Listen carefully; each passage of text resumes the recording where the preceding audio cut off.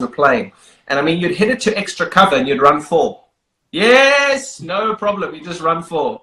Whereas now, the team that you've got, you hit it to extra cover. You don't even think about running. Is that something that you've been so focused on and dedicated to bringing to Indian cricket, that strive to make sure that in the field, we're the best?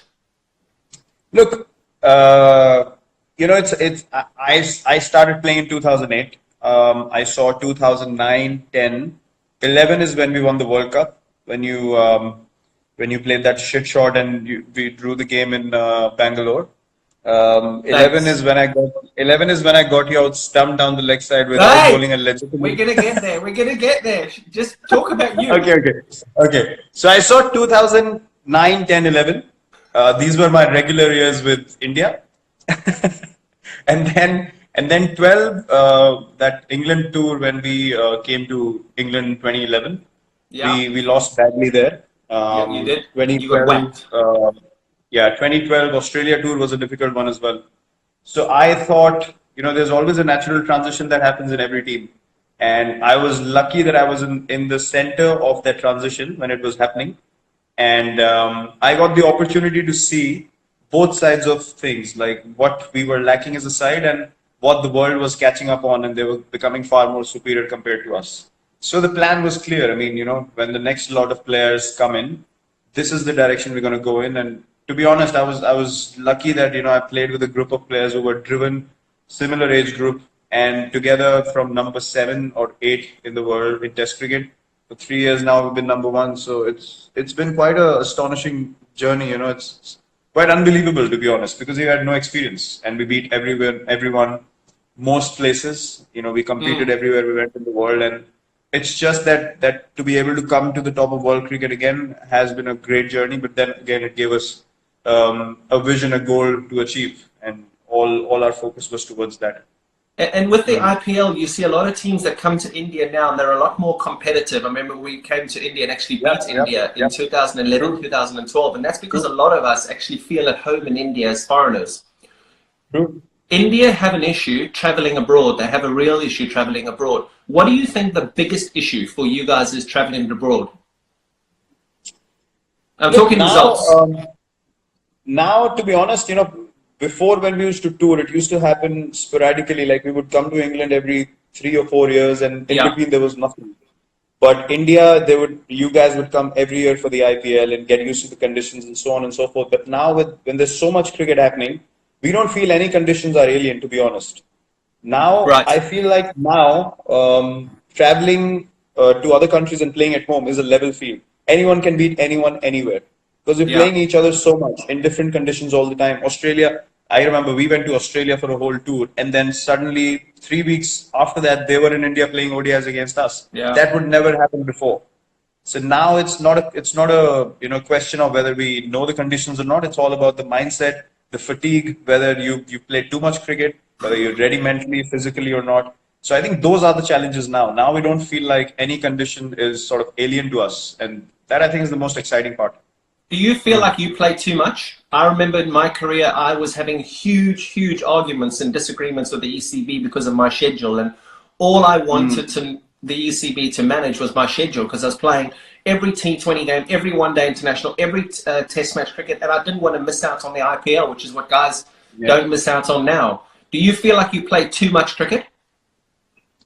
Look, I've been taking breaks. Honestly, I felt like last 2-3 seasons I was doing too much, so I started taking breaks every now and then, T20 matches here and there, maybe a ODI series here and there, because I didn't want to miss any Test cricket, to be honest.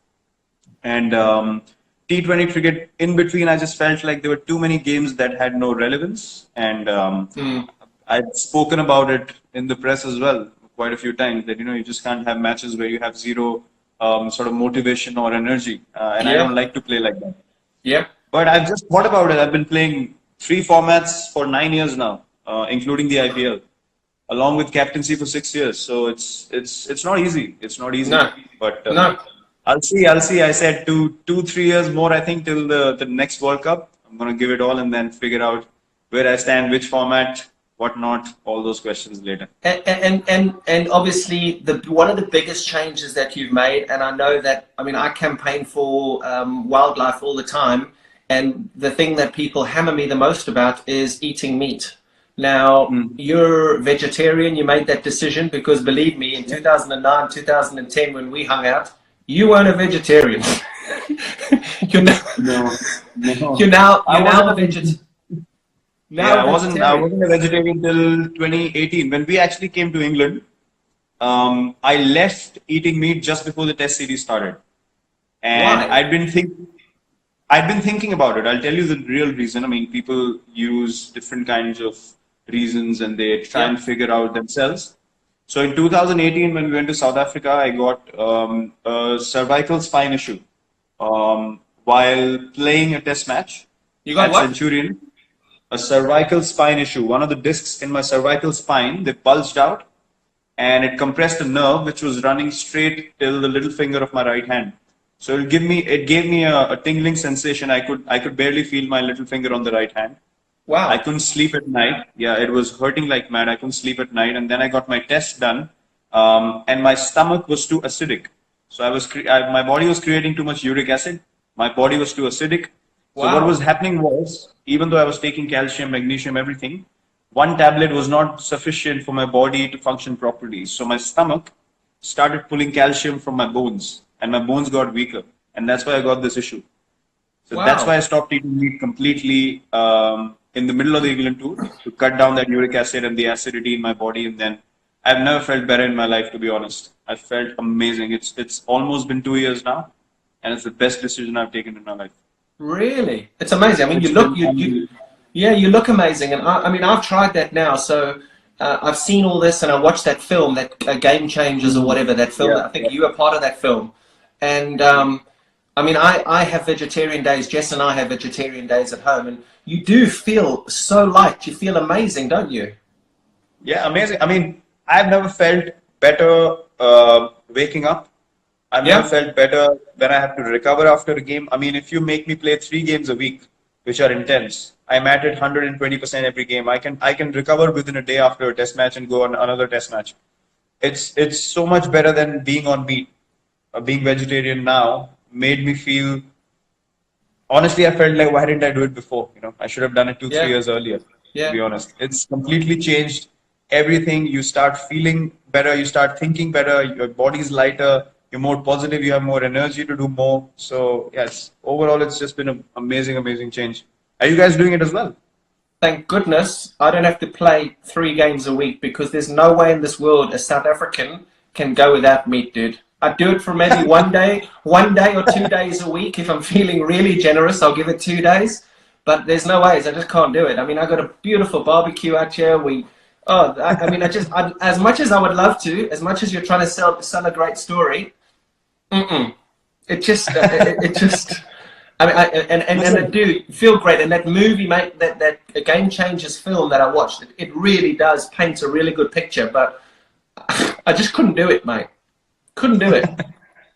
No way. Yeah, but you talk about that ability to be able to turn on every single day. I was running on a treadmill geez, I don't know where it was, and MS came and jumped on the treadmill next to me. And first of all, to see MS in the gym at that stage, I was like, oh, Jesus, what are you doing in here? And we started talking about you and started talking about your leadership. It was at the time that he was just starting to finish in that.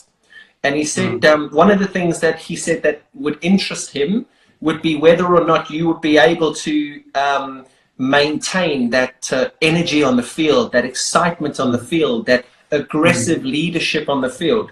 And I said to him, I said, Jesus, I said, surely you cannot love cricket that much that you want to just start swinging punches every time you walk out onto the field.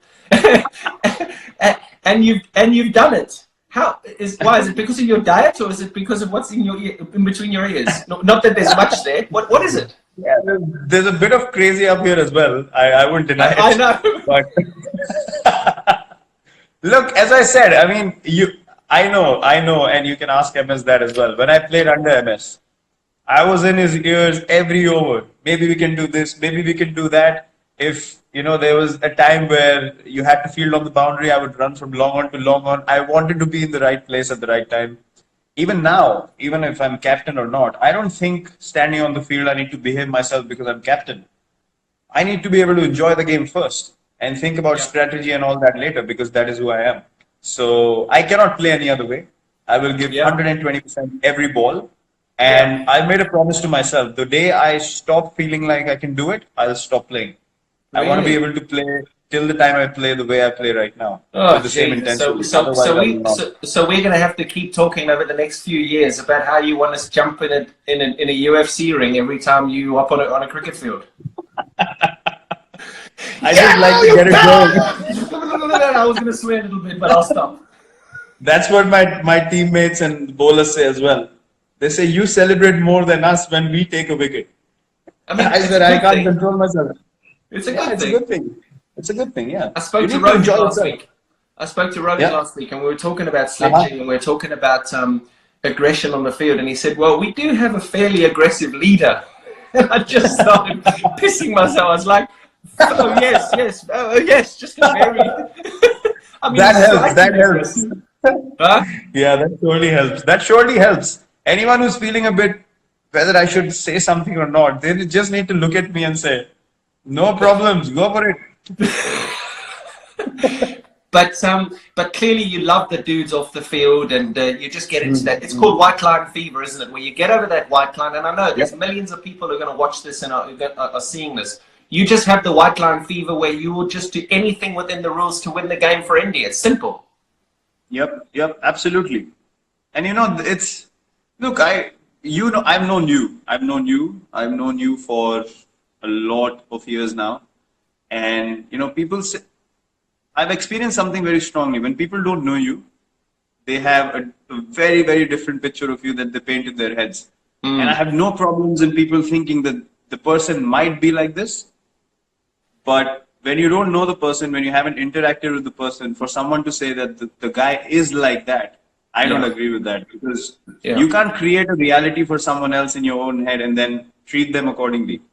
Okay. I never do that. I would meet people. I would get to know you, even though I see your body language on the field and I feel like, oh, that doesn't seem really nice. But if you meet me outside the field and we got along, I got along with Bouch. There were different views about Bouch as well. I got along with him amazingly well, with you as well. So it's about accepting people the way they are, and I think that's important. You step off the field and you accept people as just human beings. When your competitive spirit comes out, there's no problem in being competitive, being aggressive. You've had duels on the field. It never gets to physically punching someone in the face. I mean, it would never get to that. It's basically just maybe with you it could have a few times. But not with me. Not with me. I'm too small. I can't take on the big guys physically. That helps. Does the IPL and the friendships that you've created in the IPL make it a little bit more difficult to, when you're playing against Australia, to give a volley to a teammate in another opposition, or does it not matter? When you're playing for India, you're playing for India, and I don't care if you play for RCB with me, without me, whatever it is, I'm going to beat you, and that's it. Look, IPL has definitely made things much better when it comes to respecting people, especially when you get to know someone. You don't feel internally. I mean, I played against AB. Never in my dreams will I think of sledging AB. It just won't come to me naturally. Yeah. I would just say, okay, if an opportunity comes to me, I'm trying to take that opportunity with both my hands any day of the week. I want to get him out, but I won't get into his face in a way that it can spoil our friendship, our relationship, because you understand at the end of the day, those things last you longer in life. So whoever you get to know, obviously, it's a mutual respect. Both ways, the line is not crossed. But otherwise, we're always looking for something spicy to get into the zone eventually, because you want to be at your best. And if that's what gets you on, why not? What's been your most fun innings? I'm not going to ask you what's been your best innings. What's been your most fun innings? Because I actually got asked this in an interview a couple of months ago. I was doing something and I said, what's been your most fun innings? And I was like, shit, I've never been asked this before. It's always, what's your best innings? What had the most impact? What's been the most fun? The one where you just got, that was so much fun. It's just like, Jesus, I just got there and I just went bang, bang, bang, bang. Do you have any? Yeah, It's a tough question, isn't it? Yeah, I do have one. It was against Kings 11 in the IPL. It was, I think, a 14 over game or 15 over game, and I got 112 overs. I remember. And yeah, so that was one of the days where I felt like, geez, I'm just connecting everything, and you just felt like you couldn't get out. And I've never felt like that before. Just to be able to hit every ball and not have that fear of getting out, it was amazing. So that has been my most fun innings. What about you? And talking, mate, it was such a long time ago. Huh? Do you remember? No, I'm sure you don't remember any of your innings after I got you out. You know, I was going to talk about your bowling there, but the one before I get to your beautiful length that you used to bowl and that very traditional action. Excellent. What you talk about fear, and there'll be a lot of youngsters watching this, and people say, "Oh, play without fear. Don't worry about the consequences." For youngsters watching this, in your position, walking out to bat. Now you're lucky. You've made it in the game. You're the best that's playing at the moment. Your numbers are fantastic. At the start of your career, or in the middle of your career, even now, what's been your lowest? The lowest you've been? What's the lowest you've been in your career? I think the lowest point in my career was the England tour in 2014, where that's one phase where I felt like, when as a batsman, you're going to get out in the morning when you wake up. That was the time I felt like that there's no chance I'm getting runs. Really? And yeah, to be able and still to get out of bed and just get dressed for the game and to go out there to go through that knowing that you will fail was something that just ate me up. It just demolished me completely. And I promised myself I'm never going to allow myself to feel like that ever again in life. But that was the lowest point and that happened for all the younger guys listening to think right in the game. That happened because I was too focused on doing well from a personal point of view. I wanted to get run. I could never think of what does the team want me to do in this situation. I just got too engulfed with England tour. If I perform here, Test cricket, in my mind, I'm going to feel established and all that crap on the outside, which was not important at all. It just ate me up. I just kept going into a downward spiral, and I just couldn't get out of it. Horrible. And technique-wise, is it all about just making sure that you prepare well? I talk about training well, making sure that the day before you don't leave any stone unturned, so that whatever happens in the bright lights just happens, but you've got to be able to practice well. Is that right? Yeah, that's true. But, when you're playing so many games now, and me and AB have spoken about this quite a bit, we don't come to every session and we don't bat for long periods anymore. So if I have 2 sessions of batting and I go to the first one and the first one's precise, I would take the next day off, relax, make sure I'm physically right and good to go 120%. I would not go to the ground just for the sake of it. If I'm not getting anything out of that practice session, I will not go to the stadium anymore. So that's obviously a gradual change, but at the start of my career, I wanted to learn, I wanted to see as much as I could. I wanted to observe other people, and that was a different kind of preparation back then. But now it's become sort of different. And I think technique also, it's everything's mental. I mean, you've played in a time where you were walking and hitting fast bowlers. Coaches don't teach you that. So it's innovation, it's staying ahead of the opponent, it's thinking one step ahead of the opponent. And these things, if you're aware, if you're thinking about how to win the game for your team, these things come to you. If you're too personal in your approach, you're too self-centered, you're thinking only about yourself, then you're just looking for ways to get out eventually. Because people are going to find you out. You're not getting out of your comfort zone because you don't want to fail. So this is a gradual sort of transition that happens over the years. But as a youngster, I was at every practice session. I was in there. I just wanted to be watching people, observing, asking questions. I think conversations are the most important thing for any cricketer. Yeah, you say I used to run at batters, and they don't coach that. They also don't coach the switch hit, something that you can't do. So at least there's something I can do that you can't do. Yeah, I know. And something that you will never be able to do, and I did, which was to get you out. that's now. I just want to tell every single person watching this that I mean, I would love to show you our WhatsApps. he's mentioned about 75,000 times in the last 3 or 4 days since we said we'd do this interview. When can I talk about how I got you out? When can I? And I can't remember. You can't remember? I don't know exactly. I think it was Southampton T20, if I'm not wrong. Stump down the next side. It was your famous one leg flick where you took your back leg off the crease and MS got you stumped. And by the way, I'm the only bowler in cricket history. Know this. I'm the only bowler in the history of cricket to get a wicket in international cricket without bowling a legitimate delivery, and you were the batsman. I got you stumped on a wide ball. It was 0 balls, 1 wide, 1 wicket. No one's done that. No one. Wow, thank you so much. The thing is, there's method in my madness, mate. I just wanted to be able to produce something for you that was something we could talk about if in the future years. When you join us in the commentary box, it'll be something we talk about, that we show. I mean, it's friendship. You know, I saw you walking off, and you'd played with me 2 years, and you wouldn't even look at me. I was celebrating. You were so embarrassed. You just looked down and you walked away. And I laughed so hard after that game. I was like, bloody hell, he didn't want to look at me because I would have laughed in your face. Oh, wow. I think I might have broken a bat there, actually, because I just thought, Jesus, I can just see this coming. Forever, he's going to abuse me. Forever. And it's still happening. And that was, what, 9 years ago? Prick. The thing is, as well, it's MS too. So, I mean, I was having some fun with commentary with MS a few years ago. And, Jesus, he never got me out. So there's a lot of people who'll be watching this too that always say, oh, you're MS Dhoni's first test wicket. I referred it, and it was not out. Remember? Yeah.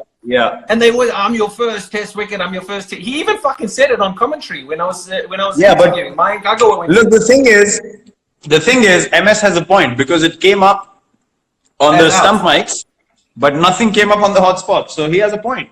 Bullshit. Don't you start backing him. Yours was out.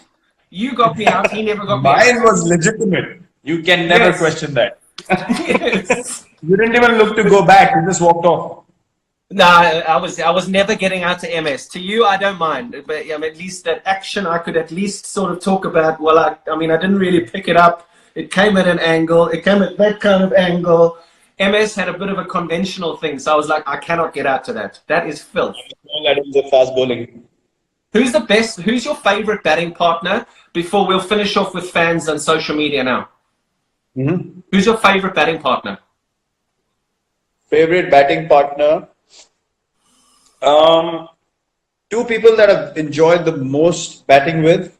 I love guys who can run really well and who understand my calling and intent to run. So I think MS, when playing for India, we've run the best together, and AB otherwise. I mean, AB and me are like, we don't even need to say anything. It's just the partnership flows. We don't talk cricket as well in between, and it's just amazing. Yeah. Brother, I've got a load of stuff here that I just want to go over, just fans, social media, and I mean, I suppose we play to entertain. We play for the fans. We're sitting in a situation at the moment where we're having to entertain on Instagram Live because you can't go and slap bowlers all over the Chinnaswamy Stadium because of what's happening in the world. But how important are fans to you? How important? I mean, I just did a little thing here now. Social media. I looked on Instagram now. Ronaldo, 210 million followers. Messi, 146 million followers. You've got 53 million followers. You've got Federer at 7 million, Hamilton at 15 million, Tom Brady at 7 million, McIlroy at 2 million, Bolt at 9 million. Does that come with responsibility? It does. It does. Honestly, I see a lot of backing and love from genuine fans on social media now. The good thing about social media now is that they're able to show you that support and that love in times that other people are not really willing to. So I think I felt this over the years that, the number of people that like you and that appreciate what you do, their intent, their energy, it really motivates you and it pushes you in the right direction, to be honest. Because without their contribution, without their energy and them wishing well for you, you won't be able to do what you're doing on a daily basis. There's no chance to be able to get this motivation every day. You walk into a stadium, people are just shouting your name, 30, 40,000 of them. You just get into a zone. There's no denying that. So, I mean, these are things that you can't replicate anywhere else. And I absolutely have total respect for that. You know, fans that genuinely love the game, genuinely love what you do, and they respect good and bad equally. Hats off to them, honestly. Big respect. I tell you something, you talk about the fans going crazy. I mean, when you walk on the field anywhere in India or wherever, I mean, it's chaos. And I remember playing with Tendulkar, with Sehwag, with UV and MS, and it being exactly the same way. One thing I will tell you is that when that happens now and you say you get into the zone, just appreciate it. Because if I think there's one thing that I miss, I remember playing all those days and you walk onto the field. I remember just playing at the Ferocia Kotla for Delhi and having that one bumper season. And for the rest of the time, it was just like every time I walked out, like you've got to just, you really have got to just, you've almost got to just bottle it up and just remember it. Because, dude, those are the best days of your life when people are going crazy like that. Absolutely. I totally agree with you. I think these are things that one needs to appreciate. We are a bunch of the lucky few that get to experience this. Yeah. Even today, with, you know, you speak about difficult times now and you understand that the kind of place you are in right now, you said you have space to move around, you have a garden, you have a pool. I see the current situation where people don't have jobs, you know, they're struggling on a daily basis. Yeah. You can't have any other feeling than to be grateful. Just have the most amount of gratitude you can, because God has put us in a place where we don't have to go through those moments. And if in this place as well, we sit down and complain about things, I don't think that that's fair. So, you know, it's just looking at what's happening all over the world, it just makes you feel, you know, where was I really heading? Which direction does my life really want to go in? And I think this time will really make us all reflect on it. So, yeah, this is indeed a blessing that we have. I'm going to finish off now. We're going to finish off just with some fans' questions. I went through a load of them. There's about 5 or 6 here, and then I just want one other thing, and then you're done and dusted. You can go back to sweeping the floor and mopping your bathroom. Ronaldo or Messi? Ronaldo. Why? Work ethic, drive, passion, all the crap, noise on the outside, deflect it, move ahead, know what you need to do, and just get done. Will you shave your beard off? No, never. Why? Chico! No, I don't have cheeks anymore, but Chico! you know, I look horrible without a beard, so I would never have shaved it off. Never. Favorite destination to go with your missus? No cricket. Favorite destination? No cricket. Queenstown. We went the year before, we went to New Zealand. Or last year, 2019. Queenstown, hands down #1. And then wildlife safari in South Africa. We need to come to your lodge next. Yeah, well, let's hope we get some time. It's crazy there. I mean, it's amazing, that whole tourism industry, the whole travel industry. I mean, there in Kaziranga, where I was a couple of weeks ago, that's completely shut down for tourism. And then South Africa is completely shut for tourism. And goodness, and so many of my mates there now. I mean, we've had to close our lodge. We're looking after our staff and making sure that they've got 100% pay, because they are just amazing. But, geez, it's a sad situation. But you'll do that. You guys will get out there for sure. Favorite cricketing memory? Actually, coincidentally, you've just called me on the day that we won the World Cup, so that has to be the favorite cricketing memory for me. Was that 2011? Yeah, today. Really? Okay. What a day to call, KB! And I'll only like this one if you answer it the right way. Now be very careful how you answer this, because this could end badly for you. Your favorite commentator? My favorite commentator is... It's easy.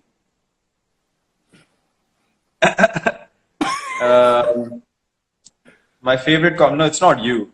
Come on. My favorite commentator is...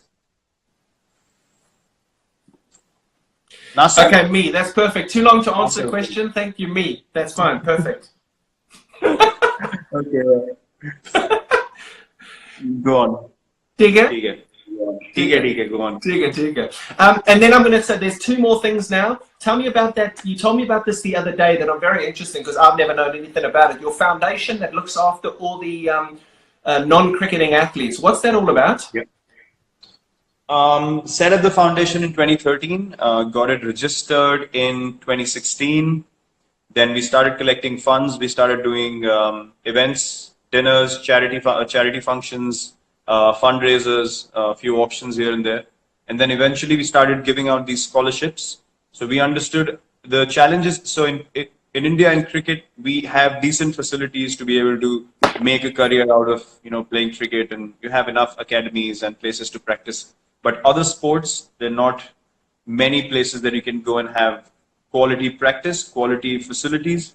So we wanted to identify for sport in general in the country, who are these people? And we have a panel of elite sports people who have played for the country, represented in different sports over the years. So they select people, they track their progress, young kids, 14, 15, 16, who have potential to eventually go on and become world-class athletes, maybe Olympic medal winners or something like that as well. So we take care of their progress. We provide nutrition. We have a few tie-ups with hospitals, nutrition companies. We provide coaches to them as well. We provide counseling as well through these experts that I mentioned. So yeah, we track their progress, and all over India. Sorry. All over India. All over India, yeah. All sports. Wow. So we obviously track their performance. Anyone who's doing really well and we feel like they don't have the right kind of facilities, we just pull them out, bring them into the program, and just give them a scholarship where we say, we're going to take care of you, we're going to send you to tournaments, take care of your travel, nutrition, you don't need to worry about anything. So we just give them an opportunity, a platform, and a chance. Amazing. Well done, mate. Well done. The last, I actually thought there's one more thing, but there's one other thing. Golf. Am I going to get you into the game of golf? Never. Why? What's wrong with you? Because you haven't played golf with me. I played golf with Boucher, Callis, Dale in 2008. We went to a golf course in Bangalore, and I just couldn't keep my legs in place. I just kept hitting everything over covers because I would clear my leg and slog it like we do in cricket. And they said, you got to fetch the ball and play it again. I was like, no way I'm playing the sport again. They bloody sent me into the bushes 3 times. I was like, thank you. Take your golf club, I'm going in. Your missus has just put a message up there. Chalo, chalo, chalo, dinner time. So I'm going to ask you one more question.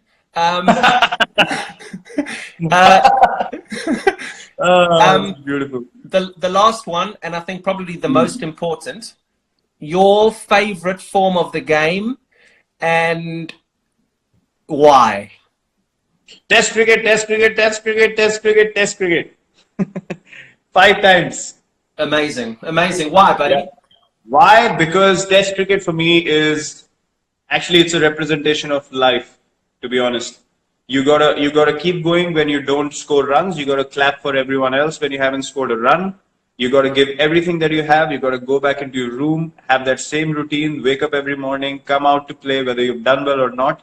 And in life, you have to do the same. You just don't have an option of not competing or not participating. So for me, Test cricket is life, and I've learned the most. Playing Test cricket, it's made me a better person.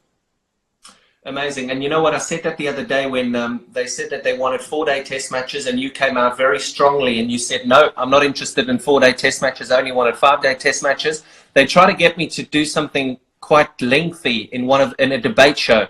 And I said, guys, the facts of the matter are that Virat doesn't want 4-day test matches. So 4-day test matches ain't happening. And on that note, go and enjoy your vegetables. Have a banana. Cheers. I love you, brother. Cheers, KP. Thanks. Good to see you. Bye, buddy. Bye, mate. Bye. Cheers. Bye.